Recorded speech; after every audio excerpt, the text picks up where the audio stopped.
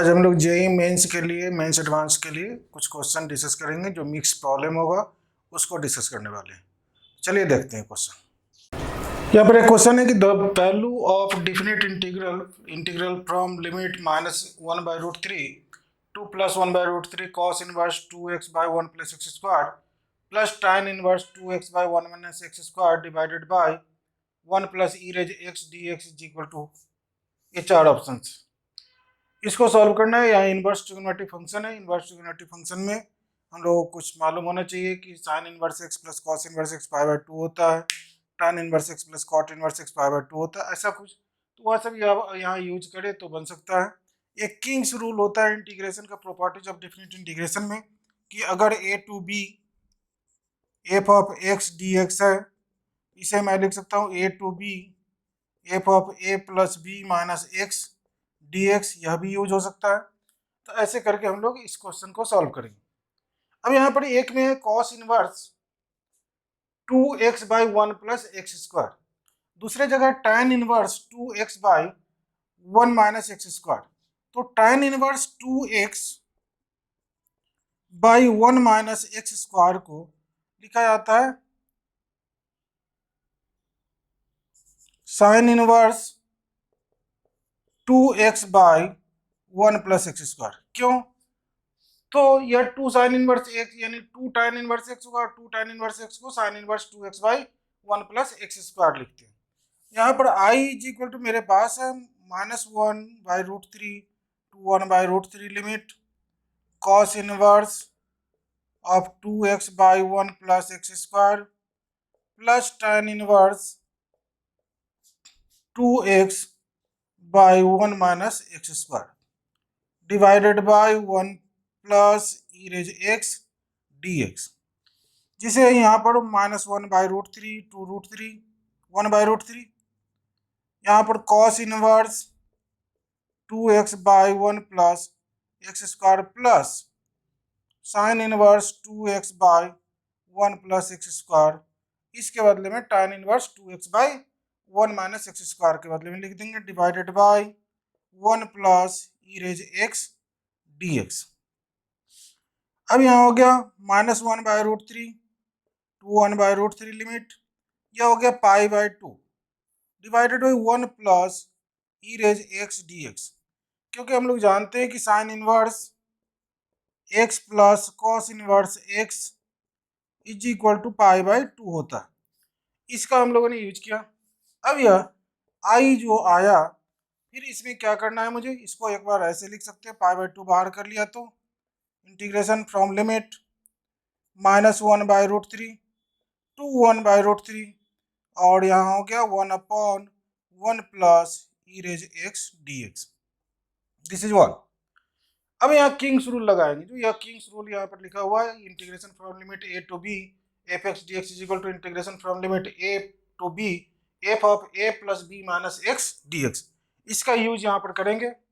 तो आगे कुछ और मुझे दिखाई देगा, यानी -1/√3 to 1/√3 रहेगा, dx π/2 बाहर है, और यहाँ हो जाएगा 1 + e रेज, इन दोनों को ऐड करके एक सब्ट्रैक्ट करना, मतलब यहाँ पर -x हो जाएगा। अब यह एलसीएम ले तो यह मेरे पास हो गया π/2 integration from limit -1/√3 to 1/√3 e to the power x/1 + e to the power x dx, यह हो गया 2। यह भी i के इक्वल है, 1 और 2 दोनों को ऐड कर देंगे, नोमिनेटर डिनोमिनेटर सेम आ जाएगा और वह कैंसिल हो जाएगा। उसके बाद इंटीग्रेशन करेंगे, सॉल्व करेंगे, आंसर आएगा। यहाँ पर इन दोनों को ऐड करके देखते हैं हम लोग। तो 1 + 2 इम्प्लाई दैट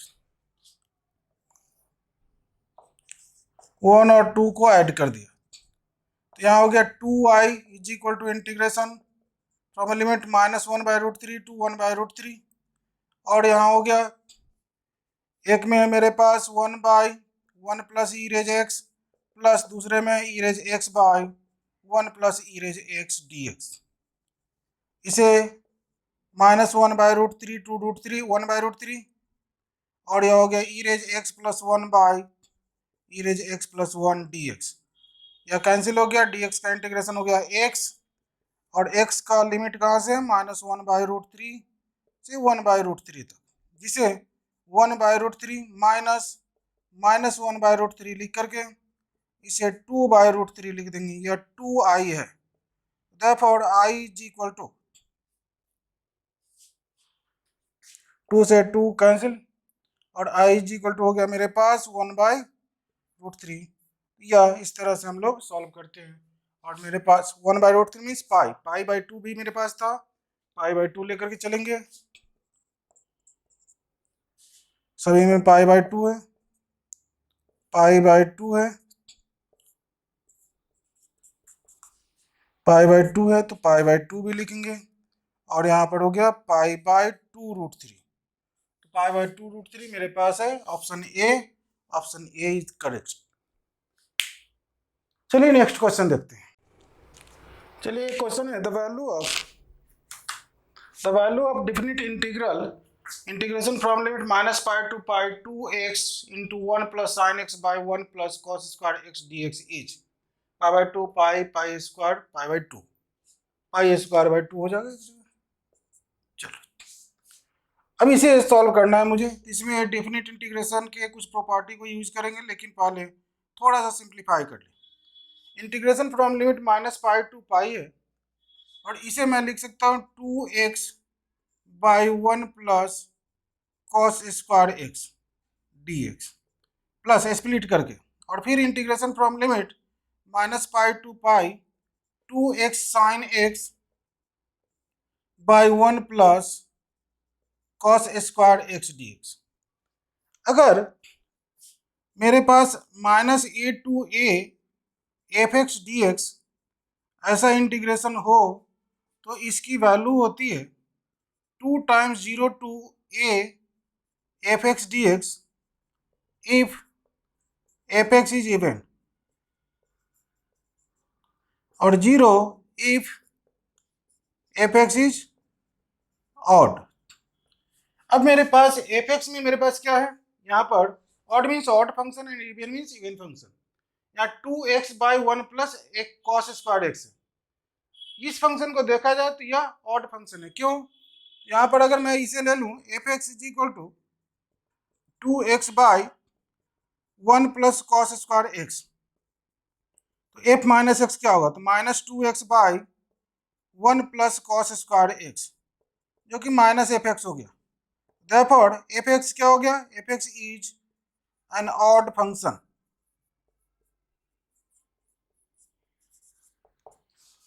अब यहाँ पर f(x) ऑड फंक्शन है, तो ऑड फंक्शन हो और लिमिट -a to a जैसा हो, यानी कि उसकी वैल्यू 0 हो जाती है। प्लस यह इवन फंक्शन है, यह इवन फंक्शन है तो इसका क्या हो जाएगा, ट्वाइस हो जाएगा। मतलब मैं ऐसे लिख सकता हूँ 2 times integration from limit 0 to π 2x sin x divided by 1 plus cos square x dx।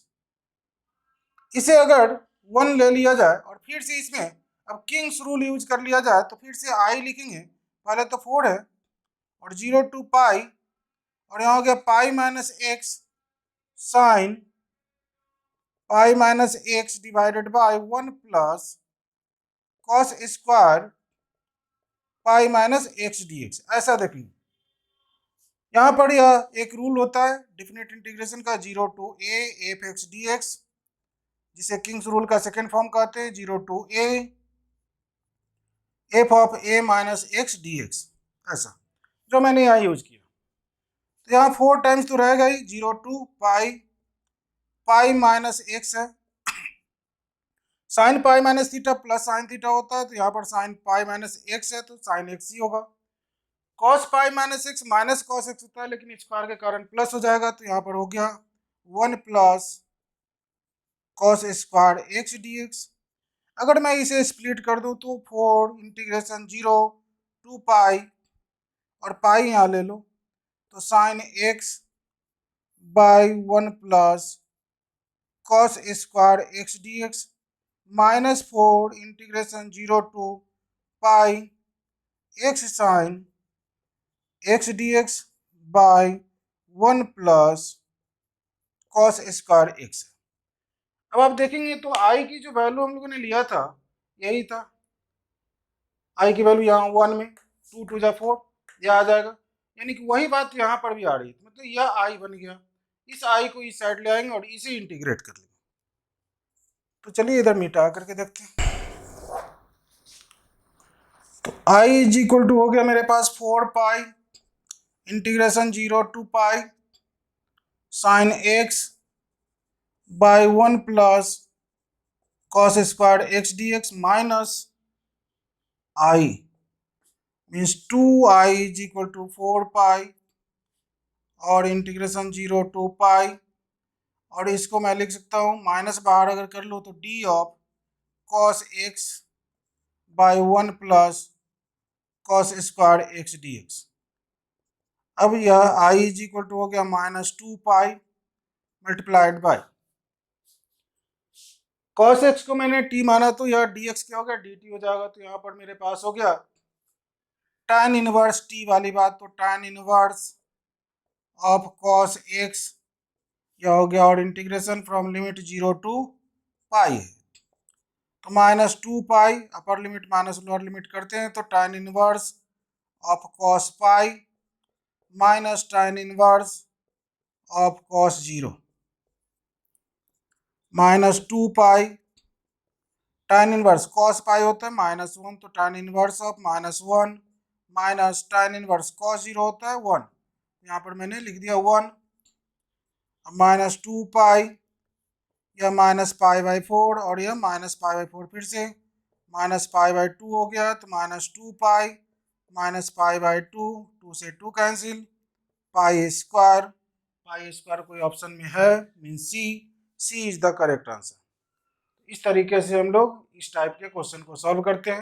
इसमें एक तो आपको फंक्शन को स्प्लिट करना पड़ा, दूसरा यहाँ पर हम लोग एक फॉर्मूला होता है इवन ऑड के लिए वह मैंने यूज किया प्रॉपर्टीज ऑफ डिफिनिट इंटीग्रेशन से, और तीसरी बात कि किंग्स रूल भी यूज किया और उसके बाद यह सॉल्व हुआ। तो इस टाइप के क्वेश्चन में ऐसे प्रॉपर्टी यूज करने पड़ सकते हैं और इस तरह से हम लोग सॉल्व करते हैं।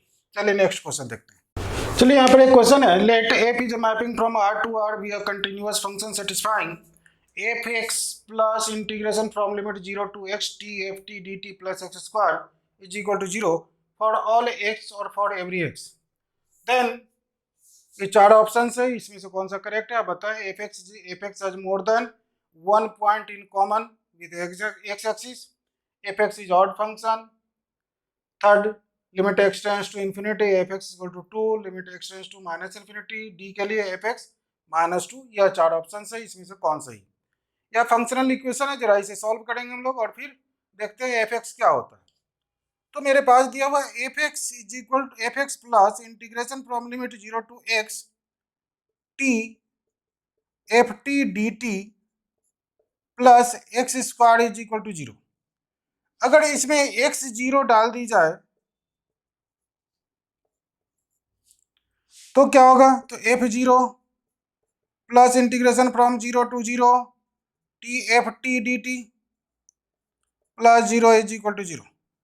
अगर किसी इंटीग्रेशन का lower limit upper limit same हो जाए तो उसकी वैल्यू 0 होती है। तो यहाँ से मेरे पास एफ ऑफ 0 की वैल्यू आ गई 0, जो कभी यूज करेंगे हो सकता है यूज हो जाए या करेंगे।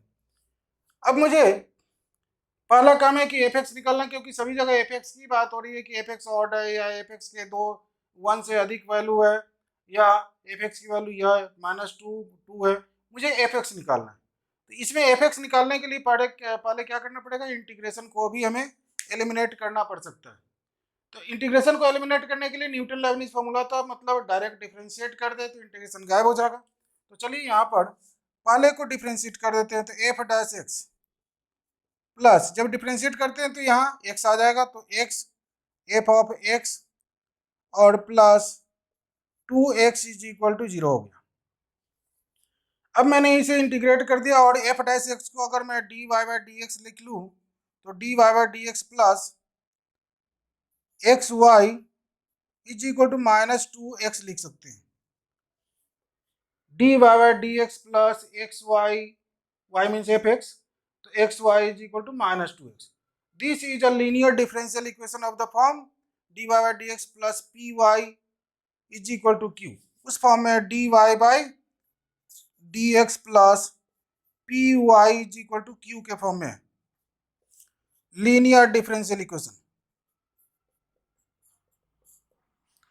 तो अब लीनियर डिफरेंशियल इक्वेशन को सॉल्व करने के लिए क्या करते हैं हम लोग, तो सबसे पहली बात इंटीग्रेटिंग फैक्टर निकालते हैं। तो इंटीग्रेटिंग फैक्टर देखते हैं आई एफ, वह को क्या होता है, e to the power integration p d x होता है। E to the power integration p की वैल्यू है मेरे पास, अगर इस नीचे वाले डिफरेंशियल इक्वेशन से ऊपर वाले को कंपेयर करें तो पी की वैल्यू हो जाती है एक्स, यहाँ पर हो गया e to the power x d x, और e to the power x का इंटीग्रेशन हो गया एक्स स्क्वायर बाई टू, तो यह मेरा आई एफ हो गया इंटीग्रेटिंग फैक्टर। तो सॉल्यूशन क्या होता है, तो y into I F is equal to integration of q into I F d x, यह होता है सॉल्यूशन। तो y into e to the power x square by two is equal to integration, q की value मेरे पास है minus two x, यहाँ पर q देखेंगे तो माइनस टू एक्स है, तो माइनस टू एक्स मैंने लिख दिया, और फिर है e to the power x square by two d x. अब यहाँ पर पुट कर सकते हो एक्स स्क्वायर बाई टू को टी नहीं हुआ जेड कर लो, टी वहाँ दिया हुआ है, कंफ्यूजन हो जाएगा। तो two x by two d x is equal to d z, means x d x मेरे पास हो गया डी जेड, तो माइनस टू बाहर हो गया और एक्स डी एक्स है डी जेड, तो यहाँ पर हो गया e raise z d z, और minus two e raise z ही रह गया प्लस सी। अब यह है मेरे पास y e raise x square by to, z की वैल्यू डाल दो तो y into e raise x square by two is equal to minus two e raise x square by two plus c. अब मुझे यह एक सी आ गया, उस सी की वैल्यू निकालनी है। अगर सी की वैल्यू मैं निकाल लूँ तो वह पार्टिकुलर सॉल्यूशन हो जाएगा। सी की वैल्यू निकालने के लिए अगर एक्स और वाई को जीरो कर दे, एक्स और वाई को जीरो कर दे, क्योंकि वाई मीन्स एफ जीरो जो है यहाँ पर, एक्स और वाई दोनों जीरो डाल दें यहाँ पे, तो क्या हो जाएगा, तो यहाँ पर डाल दिया जीरो हो गया, यहाँ इधर भी जीरो होगा, एक्स जीरो कर सकते तो माइनस टू और e to the power zero हो गया, और प्लस सी, मीन्स सी की वैल्यू हो गई टू। सी की वैल्यू टू, तो यह मेरे पास आ गया y e raise x square by two minus two e raise x square by two plus two, यह हो गया। अब यहाँ पर आप चाहो तो इसको पलट सकते हो, तो y इज इक्वल टू हो गया मेरे पास minus two plus two e raise minus x square by two, इस तरह से मेरा आ रहा है। अब यहाँ पर देखना है कि यह इवन है या ऑड फंक्शन है, तो यह तो इवन फंक्शन है, जो इवन है इसमें है ही नहीं।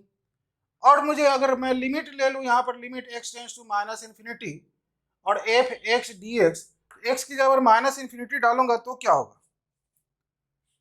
तो अगर इसको मैं थोड़ा सा ऐसे लिख लूँ minus two plus two by e raise x square by two, और अगर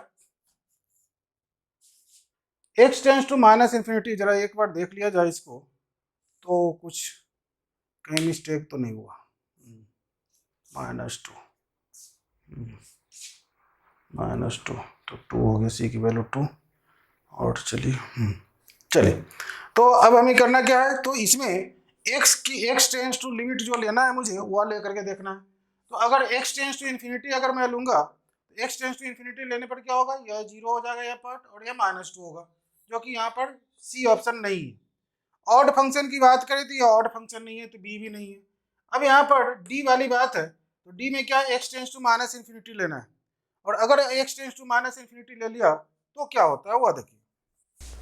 तो limit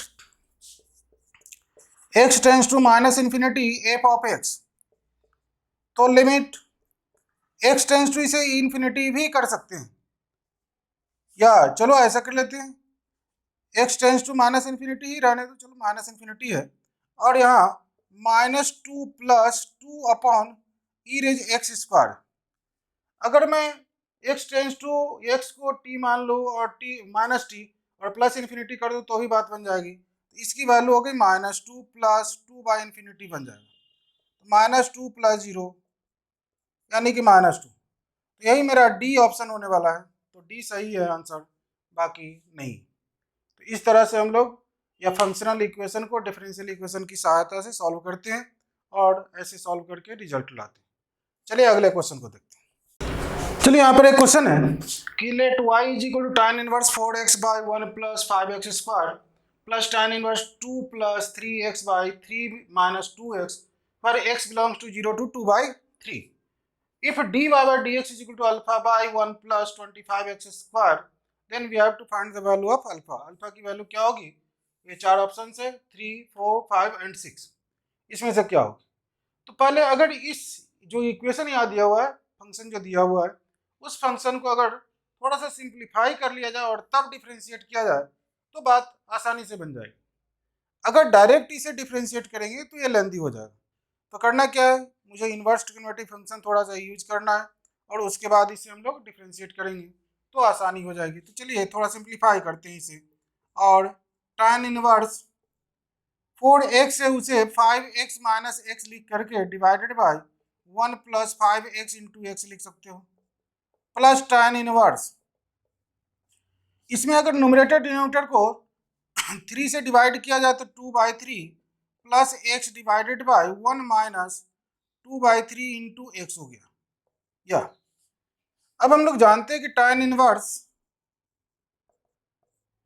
x minus y by 1 plus x y, या प्लस लेना है तो प्लस ले सकते हो, tan inverse x minus plus tan inverse y होता है। न्यूमरेटर में माइनस रहेगा तो ऊपर माइनस है, प्लस रहेगा तो प्लस रहेगा, और यहाँ पर भी हो जाएगा, माइनस है तो प्लस है तो माइनस, ऐसा लिख लेंगे। उसी का यूज करके हम लोग इसे लिख सकते हैं tan इनवर्स, क्योंकि दोनों फॉर्मूला को कंबाइंड मैंने वहाँ लिखा, 5x minus tan inverse x first वाले के लिए, और plus tan inverse 2/3 plus tan inverse x या सेकेंड टर्म के लिए। अब tan inverse minus x tan inverse plus x cancel हो गया, और अब अगर इसे डिफ्रेंशिएट कर दिया जाए तो डी बाई डी एक्स हो गया 1/1 प्लस एक्स स्क्वायर होता है, तो एक्स की जगह 5x है तो 5x स्क्वायर इंटू 5, और बाकी यह कांस्टेंट है तो 0 मीन्स 5/1 प्लस 25x स्क्वायर। मेरे पास वहाँ डी बाई डी एक्स दिया हुआ है alpha by 1 plus 25x square, तो अल्फा की वैल्यू हो गई 5। इस तरह से हम लोग इसको सॉल्व कर लेते हैं बड़े आराम से, और सी है मेरा करेक्ट आंसर। तो ऐसे इस क्वेश्चन को सॉल्व करते हैं। चलिए कुछ और क्वेश्चन आगे देखते हैं। नेक्स्ट यहाँ पर एक क्वेश्चन है कि if summation from limit r is equal to 1 to 100 sine inverse 1 by under root r square plus 1 into under root r square plus 2r plus 2 is equal to tan inverse p by q, where p and q are co-prime, then the value of p plus q is equal to what? 99, 100, 101, 102 ऐसे दिया हुआ। तो सबसे पहली बात, इस summation को मुझे सॉल्व करना है और किसी तरह से सॉल्व करते करते लास्ट में फाइनली हमें लाना है tan inverse p by q, इस फॉर्म में लाना है। वहीं से इक्वेट कर लेंगे तो p और q की वैल्यू निकल जाएगी और वह वैल्यू वहाँ पर ऐड करेंगे तो मेरा रिजल्ट इन चारों में से कोई होना चाहिए। तो यह टी आर दिया हुआ है। अगर टी आर यह दिया हुआ है जो कि मेरे पास है sine inverse 1 under root R square plus 1 into root over R square plus 2r plus 2, यह दिया हुआ। अब इसमें करेंगे क्या कि जनरली होता क्या है कि डायरेक्ट लोग tan इनवर्स में ट्रांसफर करके डिफरेंस मेथड लाना चाहते हैं, तो ऐसे लाने में थोड़ी सी कठिनाई होगी। तो इसे थोड़ा सिंप्लीफाई करते हुए अगर चले और इसमें t1 निकाले तो t1 तो क्या हो जाएगा, साइन इनवर्स 1 आर की जगह पे 1 डालोगे तो अंडर रूट 1 प्लस 1 2, तो रूट 2 इंटू यहाँ पर देखोगे तो क्या आ जाएगा 1 प्लस 2 3 2 5, यानी कि रूट 10 हो रहा है, रूट 10 हो गया। दोनों मिला करके कंबाइन करेंगे तो अब इसे tan इनवर्स में ट्रांसफर करना है। तो यह p बाई एच है, अगर b निकाले तो क्या होता है under root H square minus P square, means 10 माइनस 1 9, 9 का स्क्वायर रूट हो गया 3, तो यहाँ पर हो गया मेरे पास tan इनवर्स 1/3। अब 1/3 को थोड़ा और सिंप्लीफाई किया जाए तो tan इनवर्स 1/1 प्लस 2 इंटू 1 करके और इसे मैं लिख सकता हूँ 1 के बदले में अगर 2 माइनस 1 कर दिया तो यह हो गया tan inverse 2 minus tan inverse 1, यह हो जाएगा। अब इसी तरह से अगर r की वैल्यू 2 डाली जाए, 2-3 वैल्यू डालेंगे अपने आप पैटर्न फॉलो करने लगेगा, उसके बाद डॉट डॉट कर देंगे। तो साइन इनवर्स अगर r की वैल्यू अगर आप 2 डालते हैं तो यहाँ पर हो जाएगा √5 और इसमें 2 डालेंगे तो 4 + 4 8 + 2 10 √5 इंटू 10 मीन्स √50, तो यहाँ पर हो गया 1/√50। अब यहाँ पर tan इनवर्स, अब यह p/h है, p/b कर लेते हैं। p/b करने के लिए मुझे क्या चाहिए, तो b निकालना पड़ेगा। तो b निकालने के लिए या p और h मालूम है, तो b के लिए √h² minus p² means 50 minus 1 49, 49 का स्क्वायर रूट 7, यहाँ पर हो गया 1/7। और इसको मैं लिख सकता हूँ tan inverse 3 minus 2/1 plus 3 into 2। तो अब यहाँ क्या हो गया, tan inverse 3 minus tan inverse 2 हो गया। अब आपको समझ में आ ही गया होगा कि यहाँ 2 है तो 3 है, उधर 2 है, 1 है तो 2 है। मीन्स अगर मैं डायरेक्ट T3 लिखूं जो कि आएगा मेरे पास tan inverse 4 minus tan inverse 3। उसी तरह से आगे बढ़ते चले गए और 100 तक जाना है मुझे, तो T100 लिख दिया, यहाँ हो जाएगा tan inverse 101 minus tan inverse 100। सबको ऐड कर दिया, ऐड किया तो क्या हो गया, S100 जो समेशन है वो देगा। और S100 की वैल्यू आप देखेंगे तो डायगोनली टेलीस्कोपिक कट है, तो ऐसे कैंसिल होते जाएगा। कैंसिल होते होते मेरे पास आया tan inverse 101 minus tan inverse 1। अब मुझे करना क्या है, तो tan inverse x minus tan inverse y का फॉर्मूला यूज करना है, जो कि होता है tan inverse x minus y upon 1 plus x into y means tan inverse 100/102, जिसे tan इनवर्स थोड़ा और कैंसिल कर ले 2 से, तो 50/51 हो गया, जो कि tan इनवर्स p/q के इक्वल है, गिवन है।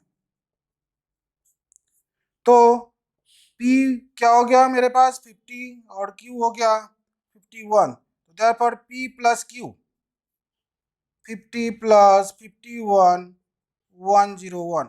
या इस तरह से हम लोग इस क्वेश्चन को सॉल्व करते हैं बड़े आराम से। क्वेश्चन कोई टफ नहीं, इजी है, थोड़ा सा इसमें मैनिपुलेट करना है, इसे सिंप्लीफाई करना है और मेरा आंसर आ जाएगा।